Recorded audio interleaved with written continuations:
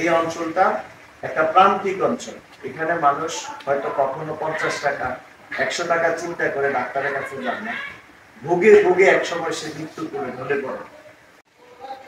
আজকে আমরা কুমিল্লা সদর দক্ষিণ উপজেলার সোহেরাদি বাজার পল্লী চিকিৎসকের যে প্রতিবাদ সভায় মধ্যে আমরা উপস্থিত হয়েছি।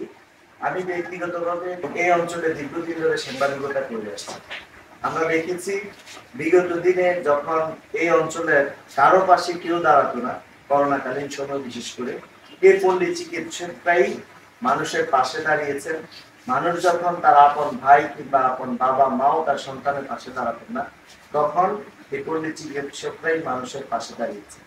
আজকে যখন বিশেষজ্ঞ চিকিৎসকরা তাদেরকে চোখ রাখাচ্ছে, আমরা যারা সাধারণ মানুষ আছি, আমি সাধারণ মানুষের কথা বলতে চাচ্ছি, তাদের পক্ষ থেকে পল্লী চিকিৎসকদের এমন নোংরামি কিংবা ভুল মিথ্যা যে অপপ্রচার, এই অপপ্রচারের বিরুদ্ধে সাধারণ মানুষ সহ এই এলাকার অসংখ্য মানুষ প্রতিবাদ জানিয়েছেন।